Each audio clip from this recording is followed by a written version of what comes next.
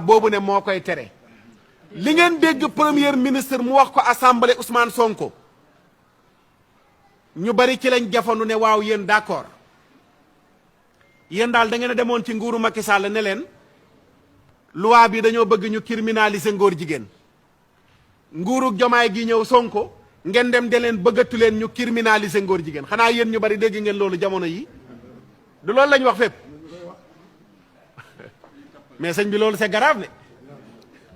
bu dee ñun ànd sàmm jikko yi ñoo ne dañoo bëggoon ñu criminaliser ngóor jigéen yóbbu loi assemblée jamonoy Macky Sall président Macky Sall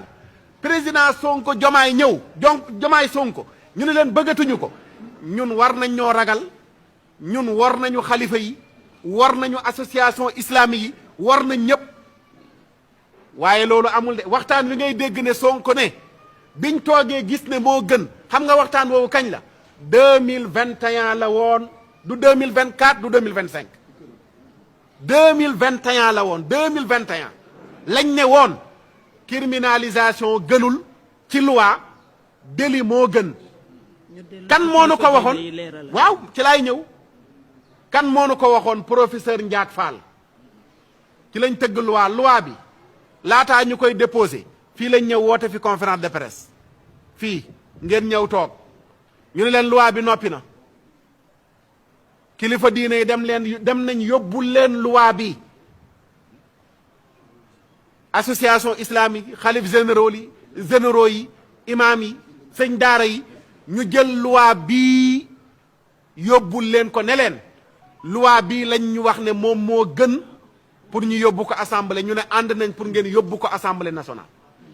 am na ñoo xam ne xam nga lan la ñuy wax da ngeen waroon a delluwaat ci sénégalais yi wala ci xalifa yi ne leen waaw ñun ñoo bëggoon criminaliser bëggatuñu ko kan moo leen wax ne delluwuñ fa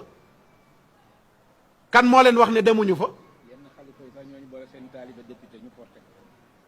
yenn xalifa yi bañ yóbboo loi bi ñoo ñu booleeg seeni taalibe député ne leen loi bi ànd sàmm ji koy bëgg a yóbbu porté leen ko ci lañ jàpp datu la 22 décembre 2021 pour déposer loi bi assemblée nationale le 22 décembre bañ koy déposer xam nga fan la ñu dem grande mosquée bu Dakar woote publiquement presse bi yéen ñëpp ngeen teew xalif généraux yi yebal seeni représentant mën naa tudd Thierno Maki Haydara keroog ma nga ca jataay ba sëriñ Mansour Sy Djamil keroog ma nga ca jataay ba bal sëriñ Mansour Sy Djamil jamono yooyu fekk na mu nekk député dafa bokkoon ci ñi porté waale loi bi